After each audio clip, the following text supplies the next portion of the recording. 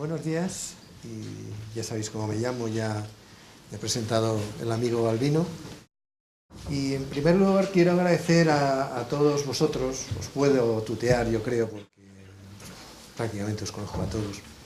Quiero agradecer a todos vosotros pues la gran respuesta que habéis dado con el tiempo de una semana, pues ErgoCV y el Inbasat ha sido capaz de llenar este salón.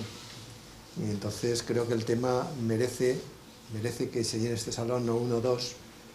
Y en primer lugar, y luego agradecer al Inbasat y agradecer a ErgoCV que me hayan dado la oportunidad de estar con todos vosotros y de iniciar este ciclo de conferencias, de talleres, de jornadas que desde ErgoCV nos planteamos para este año 2019. Y nos lo planteamos, ya Balbino pues lo ha comentado de alguna manera, lo planteamos porque nosotros entendemos desde la asociación que la formación en riesgos psicosociales que reciben los técnicos, pues en la mayoría de los casos es algo deficiente. Deficiente en el sentido de que no sirve para lo que posteriormente, la labor que posteriormente se tiene que hacer. Y sobre todo, sí, sabéis hacer evaluaciones de riesgo psicosocial, pero el problema viene luego a cómo interpreto esos riesgos, cómo los trabajo, cómo los expreso, cómo intervengo sobre esos problemas, o cómo puedo ayudar a la empresa a que modifique determinadas situaciones que realmente son generadoras de riesgo psicosocial. Bueno, pues es por ello que nos planteamos el realizar este ciclo de jornadas durante este año para abordar todos los problemas que ya Balbino ha adelantado en la presentación. Bien, mi intervención es un poco de telonero. Realmente hoy uno tenía que hacer de telonero y el otro cerraba. Entonces yo prefería ser telonero porque entiendo que hacer la introducción a los riesgos psicosociales pues es importante. Y ya luego Miguel Ángel que os presentará un proyecto, que es un proyecto de UGT junto con la UGI, si no tengo mal entendido, y creo que es muy interesante, ¿eh? Entonces yo os voy a hacer de alguna manera esa introducción y luego ya Miguel Ángel pues ya intervendrá presentando ese proyecto. Bueno, este es el índice de lo que voy a hablar. Voy a hablar en primer lugar, vamos a hablar de organizaciones. Y cuando hablamos de psicosociología lo que vamos a hacer es, perdonadme la expresión, meter la mano en una organización. Luego tenemos que saber qué es una organización, o sea, cómo está estructurada o debe estar estructurada una organización. Luego hablaremos de tres aspectos que son muy contradictorios, como son los factores psicosociales, los factores de riesgo psicosocial y el riesgo psicosocial. Yo diré algunas ideas que tengo yo ahí, son ideas personales, en ningún caso es idea ni del Inbasat, ni de tan siquiera ErgoCV, son personales. Creo que como ya no peino ni canas, pues puedo expresar mis ideas personales, y siempre diciendo que son ideas personales y que no las defiende ninguna organización en concreto. Luego ya las organizaciones las cogerán o no, en función de lo interesante que crean. Luego hablaré de números, lo siento, tengo que hablar de números. Tengo que hablar de cuán importantes son estos problemas, prevalencias. Y por último, pues hablaré de cuánto cuesta. Esto cuesta dinero. Y ahí terminará mi intervención ya para luego pues hablar ya Miguel Ángel Jimeno para exponeros el proyecto tan interesante que trae. Bueno, pues como os he dicho, como vamos a hablar de organizaciones, pues lo primero que tenemos que hacer es ¿qué existe dentro de una organización? Y dentro de una organización lo primero es pues, determinar cómo funciona una organización. ¿Cuál es la conducta de una organización?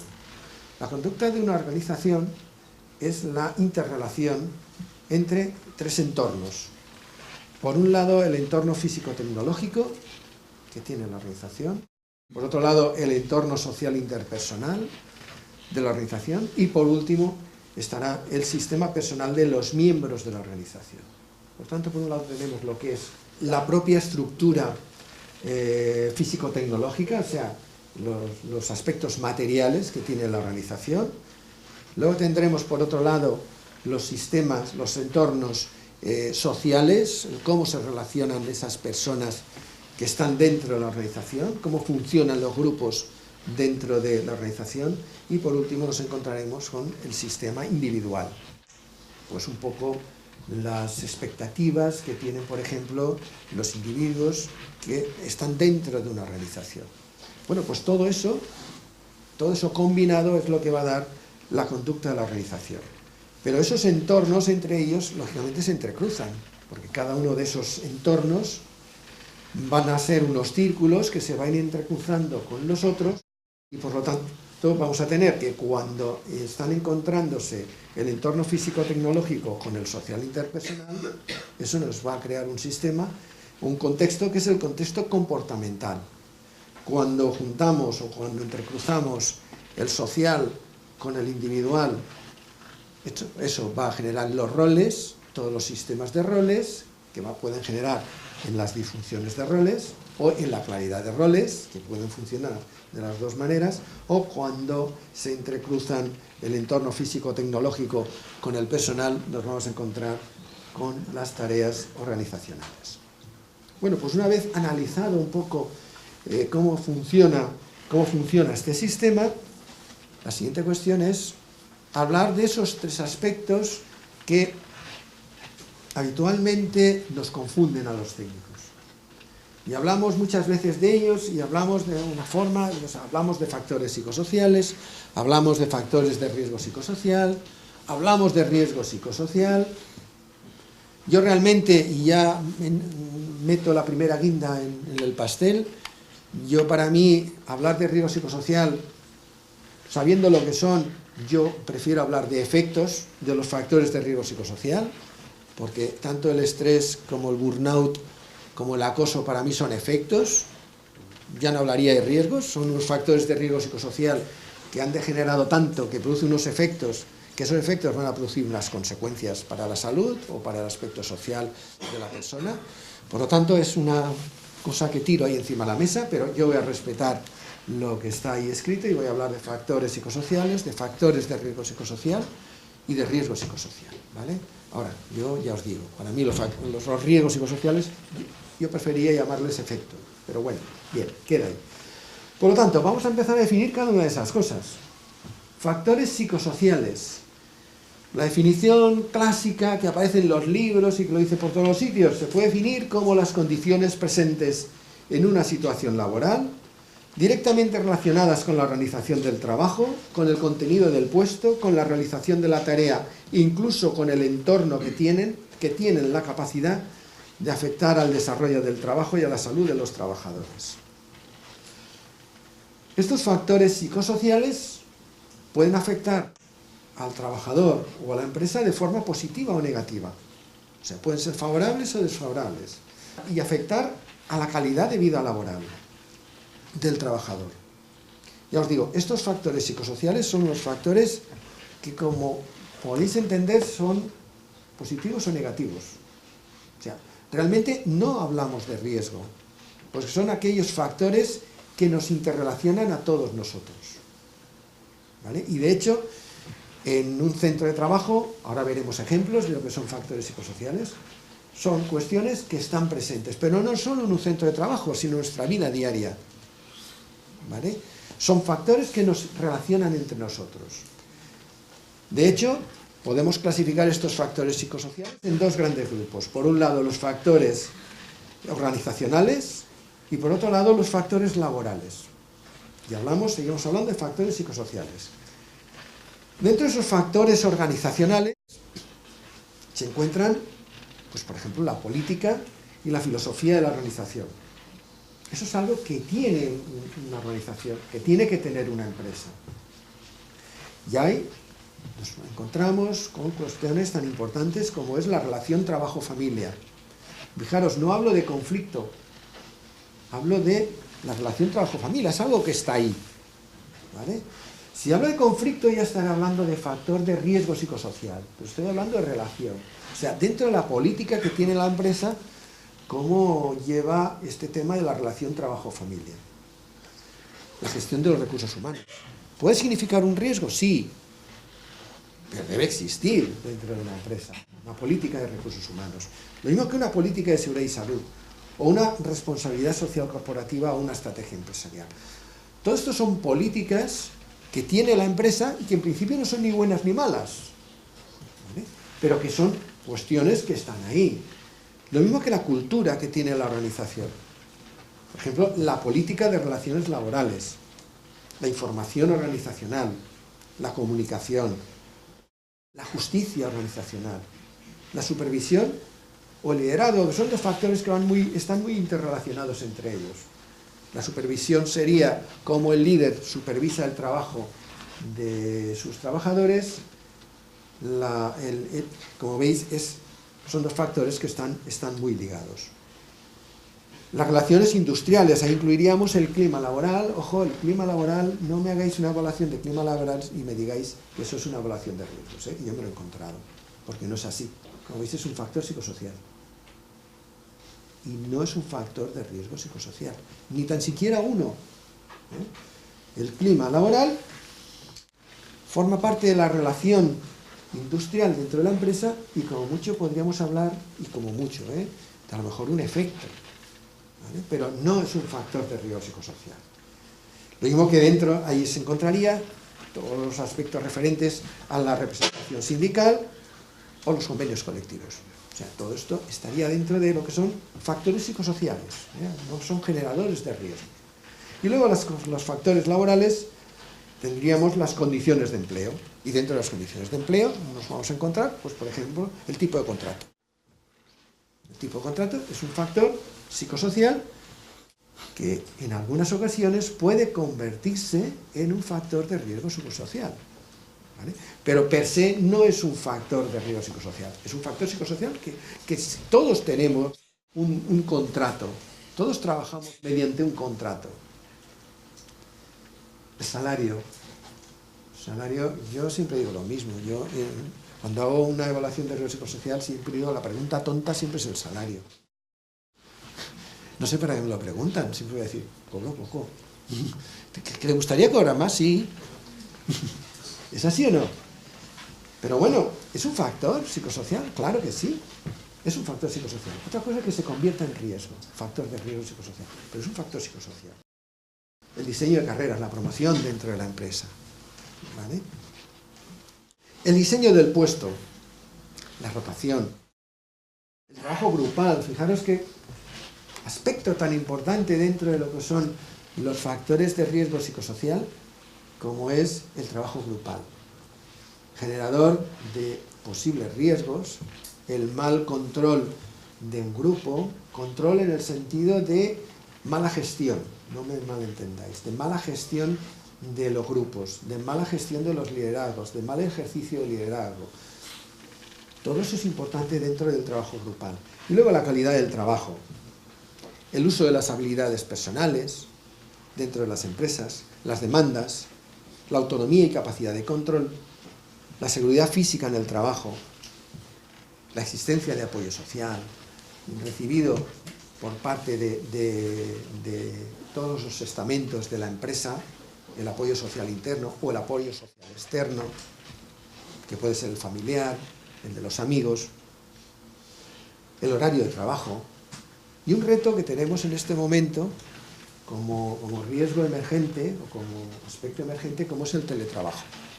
¿Vale? Entiendo que vamos a una sociedad cada vez más descentralizada y que mucho del teletrabajo va a ser muy habitual en el futuro. Bueno, estos serían, pues, como veis, factores psicosociales. O sea, son factores que definen a una organización en principio, sin entrar si son positivos o negativos, si producen daños o no. Otra cosa es cuando hablamos de factores de riesgo psicosocial.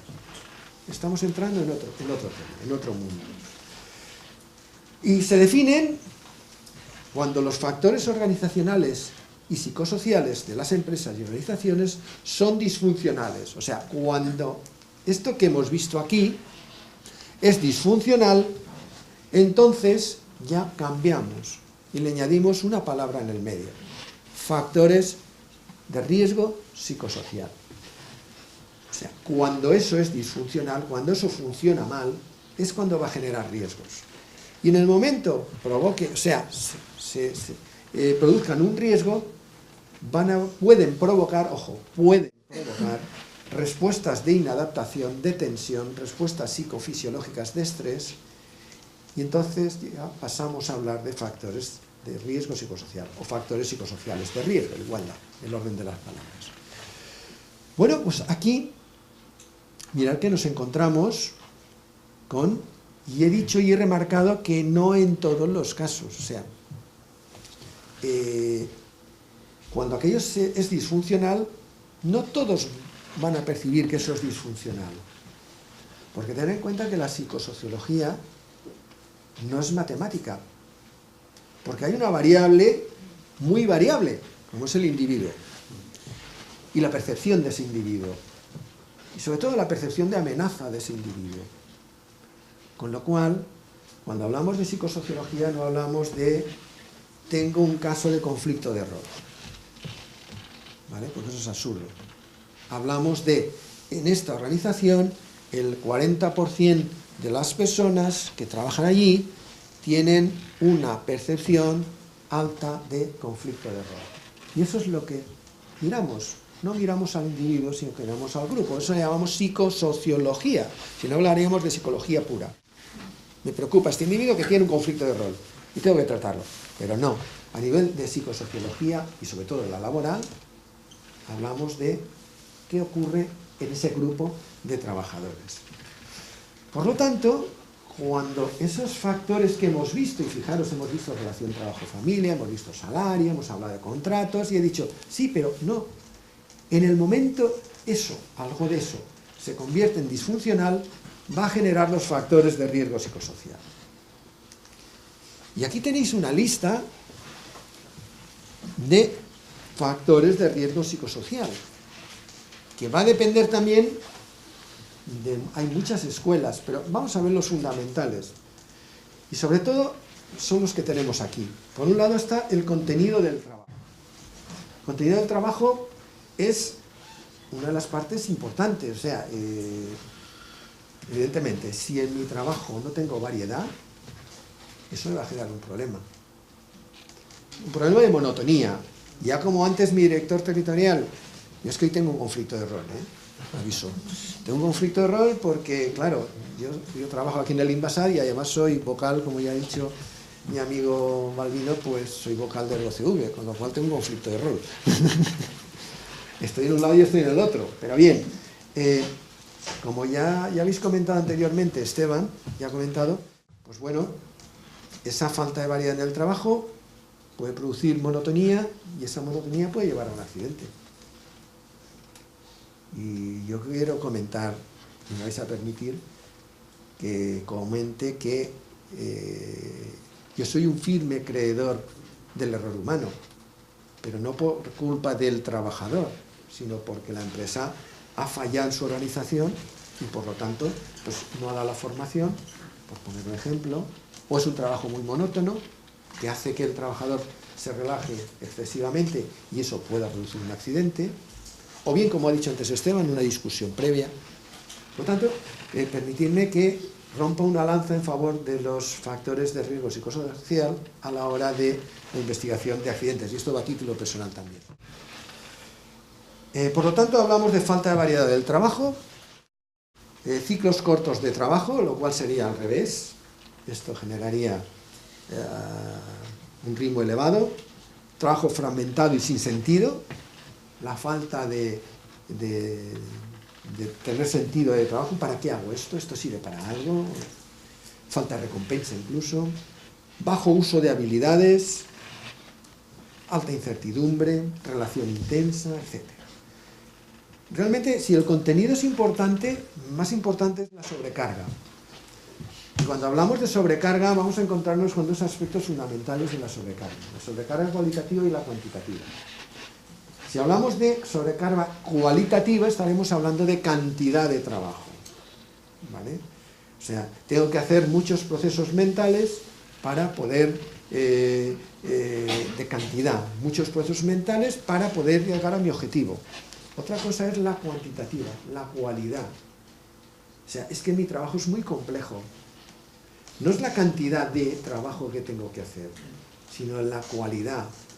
Es muy complejo, es muy sencillo, ¿vale?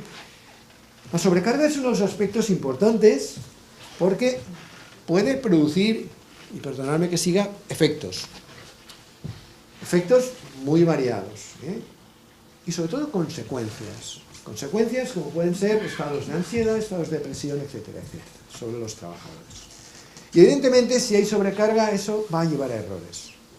Eso va a conducir directamente a la producción de errores. Los horarios son otro punto importante.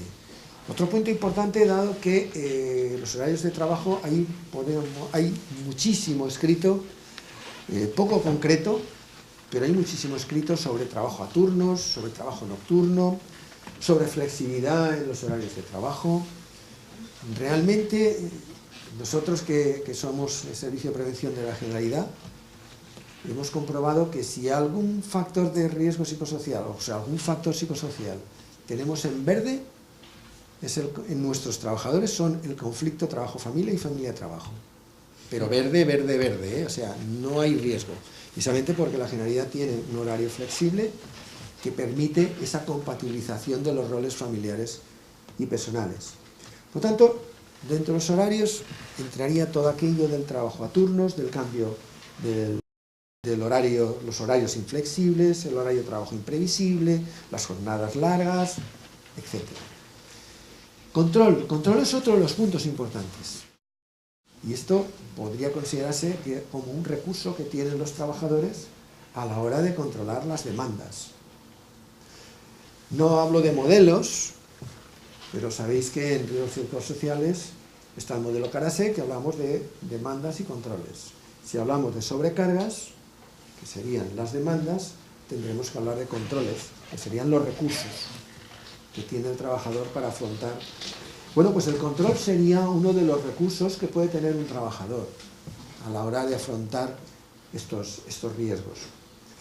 Bueno, dentro del control, pues nos podemos encontrar con la baja participación en la toma de decisiones, por ejemplo. O nos podemos encontrar con la baja capacidad de control sobre la carga de trabajo u otros factores laborales. Luego, esa falta de control es un aspecto que tenemos que considerar. No hay que olvidar el factor ambiental. El ambiente es un factor que puede ser un generador de estrés, un generador de efectos. No es un factor psicosocial al uso, ¿vale? Porque no estamos hablando de intangibles como es la sobrecarga de trabajo, como es el rol, como son los horarios. Esto se puede medir, puedo medir el ruido, puedo medir la temperatura, ¿vale? Pero lo que no puedo medir objetivamente es la percepción que tiene cada uno de esa temperatura o de ese ruido. Y ahí es donde entra todo el tema de ambiente. Ambiente que, bueno, pues yo que llevo tantos años ya en esto, pues he visto cómo ha recorrido todo esto del confort. Empezó siendo un aspecto higiénico, pasó luego a un aspecto ergonómico y en este momento los psicólogos están metiendo la nariz también, con toda la razón del mundo, porque es una percepción. ¿Es así o no? Y los que tenemos más años, pues lo hemos visto, ese recorrido que está teniendo todo el factor ambiental. Y yo entiendo que el factor ambiental es un aspecto a considerar, porque genera problemas a nivel de grupo. Bien, cultura organizacional y funciones. Aquí nos encontramos con problemas de comunicación, bajos niveles de apoyo, falta de definición de las propias tareas, temas de rol, o de acuerdo a objetivos organizacionales y funciones de rol, podríamos incluir aquí. Relaciones interpersonales es otro aspecto importante y desgraciadamente creo que por esta puerta es por donde se está abriendo paso los factores de riesgo psicosocial. Porque realmente a mí me parece, y es una percepción que tengo, que cuando se hace algo, salvo honrosas excepciones en riesgos psicosociales, es porque alguien ha detectado que hay un conflicto o un acoso. Y por ahí se abre la puerta y se empiezan a hacer cosas, ¿no? Tú que estás así en la calle, Y creo que esto está abriendo la puerta a que esto esté emergiendo, esto emerja. Bueno, el tema de relaciones interpersonales yo creo que es un tema clave dentro de lo que son los factores de riesgo psicosocial y que a todos nos asusta. Yo sé que vosotros ahí abajo pues os preocupa que en alguna de las empresas con las que estáis trabajando pues que os digan, mira, que aquí hay una denuncia por un caso de un posible acoso. Normalmente la denuncia es por acoso, no por conflicto. Se tira adelante con acoso y ahí se arma el 2 de mayo, se revoluciona todo, al final se acaba en el juzgado, desgraciadamente, y no se soluciona el conflicto, que eso es lo grave. Y no se soluciona el conflicto muchas veces porque el conflicto es porque algo ocurre en esa empresa.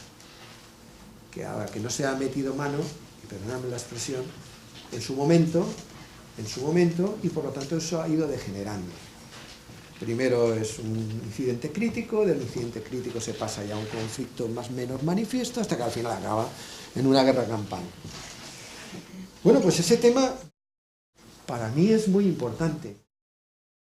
Muy importante porque genera muchos daños, tanto a personas como a organizaciones. Dentro de relaciones interpersonales hablaríamos de aislamiento físico-social, hablaríamos de escasas relaciones con los jefes, hablaríamos de conflictos interpersonales, de falta de apoyo, en fin. Todo esto son cuestiones que están ahí. Fijaros cómo las distintas variables pueden actuar como recurso o como demanda. O sea, si hablo de falta de apoyo, estoy hablando de que eso es una demanda. Si hablo de apoyo social, eso es un recurso que yo tengo. O sea, si yo tengo, luego cuidadín, que dependiendo cómo midáis, estáis midiendo una cosa o estáis midiendo otra. Estáis midiendo apoyo, o si hacéis la inversa, estáis midiendo falta de apoyo. Rol, otro punto importante, otro factor de riesgo importante. El rol sería, por definirlo de una forma que nos entendamos, el conocimiento que yo tengo de lo que espera la organización de mí y aquello que tengo que hacer. El rol es otro de las variables que la mayoría de las veces las pasamos por alto y que tiene unos efectos importantes a medio largo plazo, como por ejemplo burnout. El rol es uno de los factores que la mayoría, sobre todo el conflicto, que se le asocia la mayoría de las veces con SQT, con burnout. Dentro del rol vamos a encontrarnos aspectos como es la ambigüedad de rol, aquello de, bueno, bien, pues haz lo que quieras, pero bueno, esto lo estoy haciendo bien o mal. No, mira, sí, hazlo así. Pero ¿lo puedo hacer de otra forma? Sí, lo puedes hacer. Bueno, entonces, ¿qué? El conflicto de rol, cuando hay choque ya de roles, y cuidado que no solamente roles internos de la organización, sino que nos podemos encontrar con choques entre roles personales y roles de la organización. Pues, por ejemplo, el rol de género. El rol de género es un choque entre, por ejemplo, una organización y el rol que tiene socialmente cada género dentro de la sociedad. Y eso puede generar conflictos de roles. Responsabilidad sobre personas. Aquí, sobre todo, en temas de rol puede ser que yo tenga dos jefes que me estén diciendo lo contrario, o un mismo jefe que me diga ahora blanco y ahora negro. Y eso me genera un conflicto de rol con una persona nada más. Bien, desarrollo de carreras es otro aspecto, la promoción. Que yo tenga posibilidad de saber que yo puedo promocionar dentro de la organización. Y, lógicamente, si yo no tengo posibilidad de promocionar, eso puede ser un problema, que va a generar una serie de situaciones que no va a ser favorables ni para la persona ni para la organización. Mira, relación trabajo-familia, vuelve a aparecer aquí. Ha aparecido como factor psicosocial y aquí aparece como factor de riesgo psicosocial. ¿Por qué? Porque estoy hablando de conflicto. ¿Vale? Mira, demandas conflictivas entre trabajo y familia, bajo apoyo familiar, problemas duales de carrera, pues, por ejemplo, pues, que es incompatible el trabajo con el desarrollo de carrera de alguna de las partes de la pareja, de la familia. Esto va a significar un problema. Y ya por último, seguridad contractual. Lo que se conoce como inseguridad en el empleo. Es otra variable factor de riesgo psicosocial importante, sobre todo en las épocas en las que vivimos de precariedad laboral que aún estamos, la crisis. La crisis ha planteado muchos problemas de seguridad contractual que se han manifestado pues, mediante trabajo precario, trabajo temporal, incertidumbre en el futuro laboral, insuficiente remuneración, problema de salario. Y luego, pues, esto ha traído grandes problemas, sobre todo a las personas jóvenes. Bien, pues no voy a daros más paliza en este sentido. Y me queda por hablar del riesgo psicosocial. Y si hablamos del riesgo psicosocial, es lo que yo le llamo efectos. Porque la definición que da el Instituto Nacional sobre el riesgo psicosocial es que son los aspectos del diseño del trabajo, de la organización y de la dirección del trabajo y sus contextos sociales y organizacionales que tienen potencial de causar un daño psicológico, físico o social al trabajador. O sea, aquí produce daño. Ya no estoy hablando de un factor de riesgo psicosocial que produce cosas, que tal, que cual. No, esto produce daño. Luego, si esto produce daño, yo en lugar de planteármelo como ya un riesgo psicosocial, yo ya me lo plantearía como un efecto de los factores de riesgo psicosocial. ¿Vale? El daño ya serán las consecuencias. Será el estrés, la ansiedad, será la depresión, serán los problemas de sueño, serán los factores, serán los efectos cardiovasculares, etcétera, etcétera, etcétera. Luego, de alguna manera ya lo he comentado, ¿cuáles serán las diferencias entre los factores y el riesgo psicosocial? Es evidente, el factor psicosocial en principio puede producir efectos positivos y negativos sobre las personas o sobre la organización, mientras que el factor de riesgo psicosocial siempre va a tener efectos negativos, va a ir a efectos negativos. Y ojo, cuando hablamos de aspectos negativos, al final estamos hablando de percepciones que tienen las personas. O sea, en el factor de riesgo psicosocial vamos a hablar de percepciones. ¿Vale? Y cuando paséis un cuestionario de factores de riesgo psicosocial, estáis recogiendo percepciones del personal. No a título individual, sino a título global de una organización, que luego ya distribuiréis como queráis los análisis. Pero vosotros analizáis factores de riesgo psicosocial de una organización, de percepción de esos riesgos. Mirad, aquí tenéis una serie de ejemplos de los riesgos psicosociales. Y vamos a tener, por un lado, estrés laboral, violencia en el lugar de trabajo, fatiga, y podéis incluir todo lo que queráis, burnout, acoso, todo lo que queráis.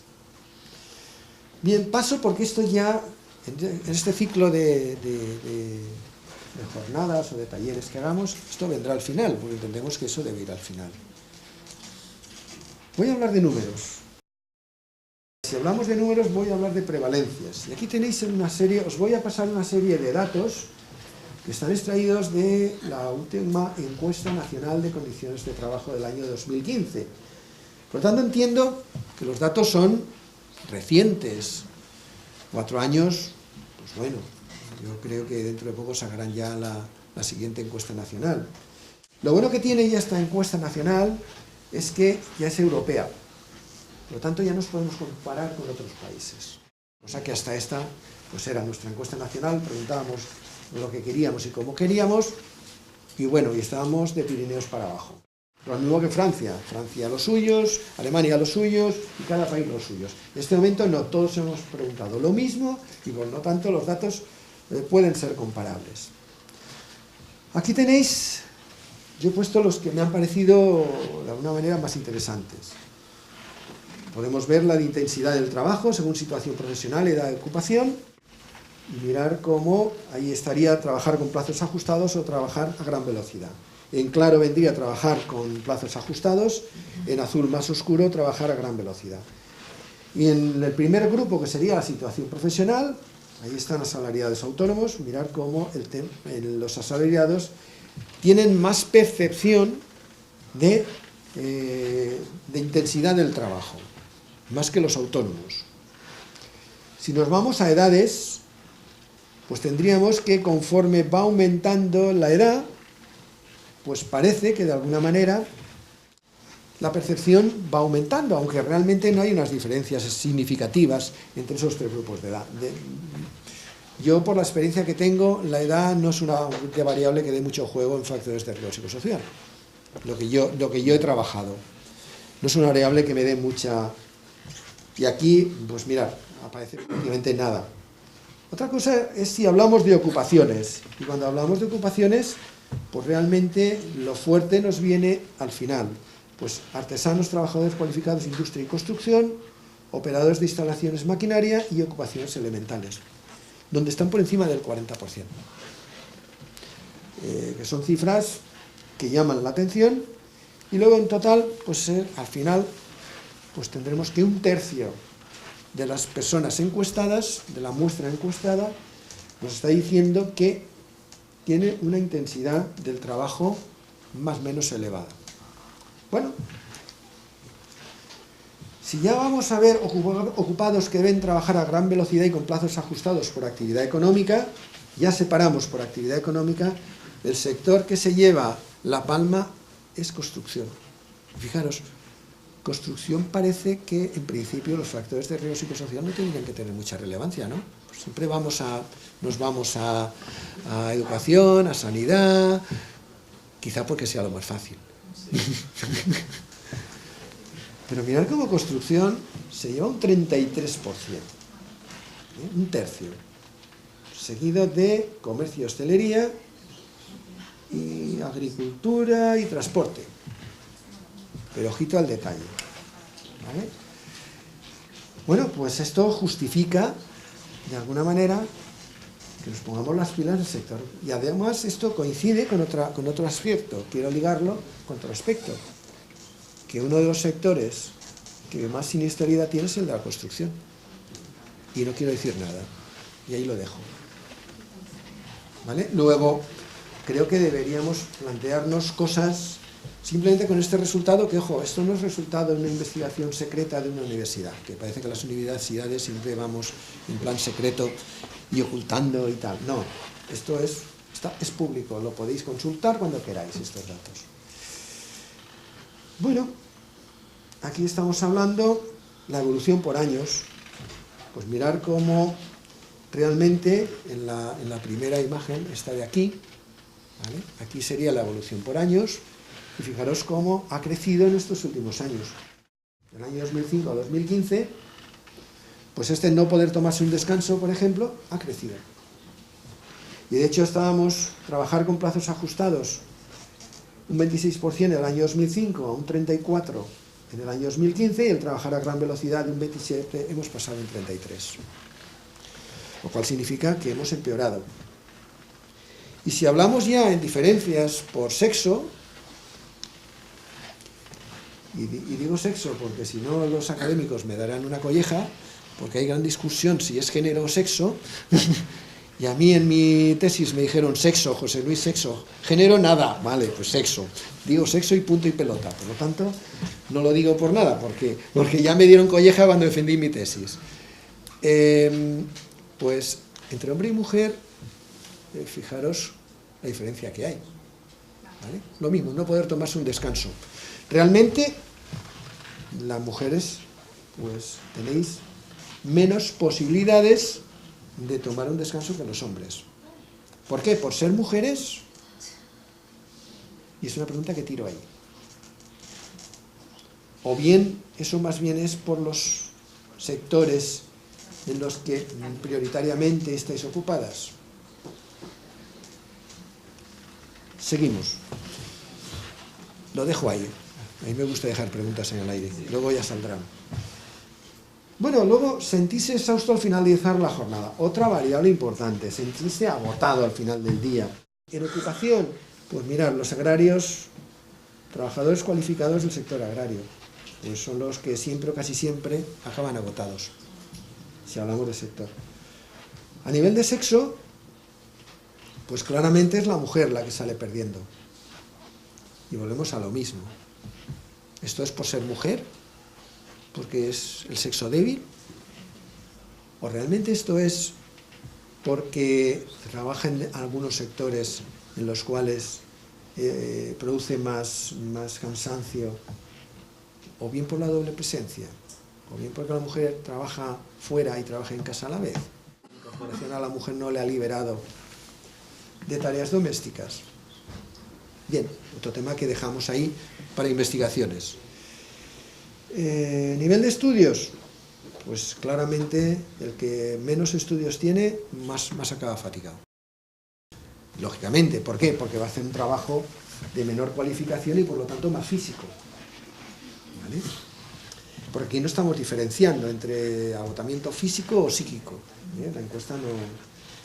El autónomo también acaba más agotado y el que tiene un trabajo temporal, bueno, está claro, el sin contrato, pues evidentemente es el que está más fundido, porque para ese no hay ningún tipo de regulación. Por lo tanto, ese es el que trabajará a lo mejor 10, 12 horas al día y el que hará lo que nadie quiere hacer. Ahora bien, no he considerado ahí, porque un sin contrato ya no lo considero como una relación laboral, pero dentro de la relación laboral, evidentemente, después de un sin contrato, tendríamos un temporal sobre un indefinido. Claramente hay unas diferencias importantes. Bien, otro punto, trabajo con personas. Pues bueno, volvemos a la misma cuestión. ¿Quién trabaja más con personas? Las mujeres. ¿Por qué? Porque es un tema del rol social que aún hoy tenéis las mujeres. El rol cuidador, ¿vale? Ese aún está ahí. Que se están haciendo se están adoptando muchas estrategias para ese rol cuidador que se comparta y ese rol sustentador que socialmente tienen los hombres se comparta, sí. Pero que está ahí, ¿eh? Ese rol sigue ahí. Ese rol social sigue ahí. Y se manifiesta aquí. O sea, trabajo con personas, fijaros cómo son las mujeres las que más trabajo con personas tienen. Serían estas tres columnas de aquí. ¿Vale? Aquí va de alguna manera por edades, pero bueno, las edades, como he dicho anteriormente, paso, porque da un poco juego, y a nivel género o sexo, fijaros que la diferencia que hay. Un 53 un 69, un 45 un 52 y un 45 un 49. Y fijaros además un detalle importante, que es en personas jóvenes donde hay más diferencia entre hombres y mujeres. Eso llama la atención. Me está indicando que el rol de género no se está rompiendo del todo, sino que sigue ahí. Y luego tenemos, evidentemente, ¿dónde se trabaja más con personas? Pues en los sectores de servicios. Pues, por ejemplo, el sector de educación, el sector comercio-hostelería, o bien el sector sanitario. Lógicamente, es que eso es así. Ahí se trabaja con personas. Y la evolución que ha habido en los últimos años, pues en los hombres, fijaros que este es un detalle importante a tener en cuenta, los hombres han entrado más a trabajar con personas que las mujeres. Las mujeres os habéis mantenido, más o menos, habéis pasado de un 54 a un 56, mientras que en los hombres ha pasado de un 39 a un 47, ha subido un 8%. Esto puede indicar que de alguna manera el hombre está entrando a realizar esos trabajos con personas y está entrando dentro de ese sector en donde se trabaja con personas. Posibilidad de elegir. Tenemos que, bueno, pues estamos más o menos igualados entre hombres y mujeres a nivel del orden de tareas, de métodos de trabajo y velocidad o ritmo de trabajo. Hay alguna pequeña diferencia, pero yo entiendo que son diferencias poco significativas. Ya si hablamos de sectores, pues bueno, sí que está claro que la posibilidad de elegir, ¿quién va a tener más posibilidad de elegir en una empresa o en un centro de trabajo? El jefe, ¿no? Pues ahí lo tenéis. El jefe. ¿No? Es lógico. Si hubiera salido al revés, no lo hubiera sacado. Pues digo, no me lo creo. Mentira. Luego vienen conforme, fijaros, esto está ordenado por orden del CNO. ¿Vale? Y mirad cómo va bajando esa posibilidad de elegir. Hacia abajo va perdiendo, técnicos y profesionales científicos e intelectuales, serían los segundos. Luego vendrían ya empleados contables y administrativos. Y fijaros cómo va bajando conforme voy bajando en la escala CNO. Esto es algo esperable. O sea, ¿quién va a tener más autonomía? El que tenga más mando. Va a poder hacer las cosas como quiera y va a poder elegir. ¿Vale? Luego, esto es un dato que sí, aporta, sí, pero por decir, mira, nos podemos fiar, porque por lo menos esto nos lo dicen los que esperábamos. Bueno, esta es otra que realmente es muy variable, pero mirad, aquí tenemos el trabajo en equipo, y mirad que el trabajo en equipo, pues sobre todo está en otros servicios, seguido de transporte, y luego agricultura, administración pública, defensa y educación, ¿vale? Pero mirad cómo realmente no somos una sociedad en donde trabajemos mucho en equipo, ¿eh? Del orden del 30%, nos está saliendo que no trabaja en equipo, otros equipos con autonomía media, en fin, esta no es muy claro. Exigencias. Esta es una diapositiva importante. De exigencias tenemos que donde más exigencias se encuentran es en trabajos en donde trabajadores cualificados de industria y construcción. Y vuelve a aparecer la construcción por ahí, ¿vale? A nivel de exigencias. Seguido de técnicos y profesionales científicos e intelectuales, estos serían educación, personal de educación, directores gerentes y operadores de instalaciones de maquinaria. Esto es lo que más exigencias tiene. Otra importante, la falta de apoyo social. ¿Dónde nos vamos a encontrar esa falta de apoyo? Vamos a tenerla en trabajadores, y sobre todo, ahí tenemos dos aspectos del apoyo. Apoyo de compañeros y el apoyo del jefe. Si hablamos de apoyo de compañeros, el que más o el que menos apoyo percibe, pues realmente, como veis, está todo muy igualado. Pero quizás sean los trabajadores cualificados las ocupaciones elementales, que se van a un 9%. Ahora, la falta de apoyo del jefe, pues como veis, hay un sector que destaca claramente, que son los trabajadores cualificados del sector agrario, con un 29%, seguidos de técnicos y profesionales de apoyo, seguidos de operadores de instalaciones y maquinarias, con un 20%, luego hablaríamos un 16% de técnicos y profesionales de apoyos. Bien, esta es otra transparencia que a mí me interesa porque aquí vamos a ver, por un lado, colectivos en los que es más frecuente el temor a perder el empleo, o sea, inseguridad, donde más inseguridad hay y donde menos. Donde más inseguridad tenemos en actividad económica, construcción. El 33% de los trabajadores de la construcción sienten amenazado su puesto de trabajo. Ya os digo, estos son datos de la Encuesta Nacional de Condiciones de Trabajo del año 2015. Y donde menos, salud, administraciones públicas, auxiliares y financieras. ¿Por qué? Porque somos funcionarios. Y ese miedo a perder el empleo, esa amenaza a perder el empleo es menor. Por ocupación, operadores de instalaciones y maquinarias tienen una alta percepción, un 30% tienen una alta percepción de inseguridad, mientras que los empleados controles administrativos y técnicos y profesionales científicos e intelectuales están por encima del 50%. Por edad, hasta 34 años, o sea, los más jóvenes son los que tienen más inseguridad, y a partir de 35 los que menos inseguridad tienen, ya están más situados, lógicamente.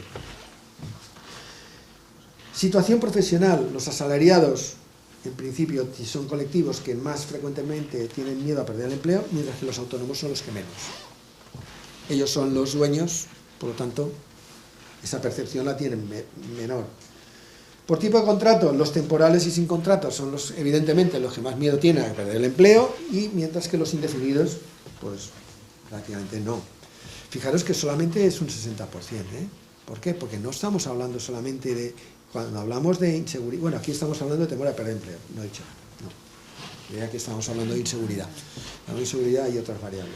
Y de jornada, aquellos que trabajan a tiempo parcial tienen un 32%, tienen un alto temor a perder el empleo, mientras que los que trabajan a jornada completa, eso no es así. Bueno, vamos a hablar de una serie de puntos que yo creo que son importantes y son los que están abriendo la puerta a la psicosociología, ¿vale? Por un lado, vamos a hablar de discriminación por edad. Discriminación por edad en la industria, eso aparece en un 4%. En actividades administrativas, auxiliares y financieras también se sitúa en un 4%, siendo la media en un 2%. O sea, en un 2% de los casos se produce discriminación en razón de edad. Violencia física nos lo encontramos, y esto creo que es conocido, en salud, en sanidad, en un 5%, y, bueno, la media está en un 1%, en 1% de la población laboral ha percibido violencia física, donde más en sanidad, con un 5%, y administración pública y defensa, un 4%, y donde menos trabajadores de servicios y vendedores, un 3%.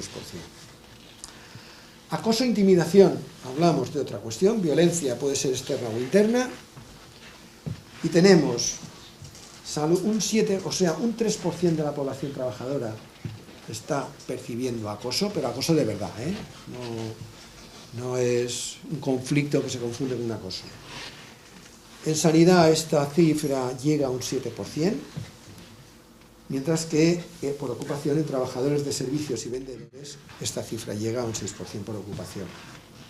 Ofensas verbales, un 8% de los trabajadores perciben esas ofensas. En sanidad eso llega a un 15%, en trabajadores de servicios y vendedores un 11%. Atención sexual no deseada, o sea, acoso sexual, se cifra en un 1%, en comercio y hostelería eso se eleva a un 3%, y en trabajadores de servicios y vendedores un 3%, y por último amenazas, administración pública un 9%, y en actividades administrativas, auxiliares y financieras un 6%, mientras que en trabajadores y servicios un 7%, total un 4%. Por lo tanto, ya para ir terminando, ¿y esto cuánto dinero nos cuesta? Pues mirar, en España no tengo datos económicos, porque realmente estos datos, los que yo he encontrado, son a nivel europeo. En Europa se han estimado en 240.000 millones de euros al año, relacionados o no con el trabajo, el coste que supone el estrés. Menos de la mitad de esta cantidad se deriva de costes directos, como los relacionados con el tratamiento médico, y 136.000 millones se atribuyen a la pérdida de productividad, incluido el asentismo ligado a bajas por enfermedad y presentismo, aunque no está puesto ahí. El estrés laboral y los riesgos psicosociales tienen repercusiones para la empresa, como son: en Francia se estimaron en 2007 que los costes nacionales del estrés laboral fueron entre 2.000 y 3.000 millones de euros. En Reino Unido se ha calculado que durante el 2009-2010 se perdieron en torno a 9,8 millones de jornadas laborales por estrés laboral, y la duración media de periodos de baja de los trabajadores fue de 22,6 días.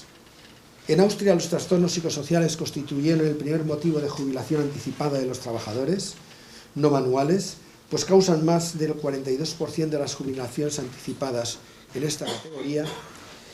Y con esto, pues no pretendo ser pesimista, de hecho habéis visto una presentación en negro sobre blanco, pero no es negro sobre blanco, es un negro con una esperanza, que es esa sensación que aparece por ahí, porque entiendo que en este momento los riesgos psicosociales estamos un poco en negro, como las cámaras que se quedan en negro, pero yo sí que tengo una esperanza de que esto evolucione, y por eso no he puesto en negro absoluto, sino en negro con un poco de blanco, porque es la esperanza que tengo de que estos factores de riesgo psicosocial entren dentro de la prevención de riesgos laborales como deben de entrar.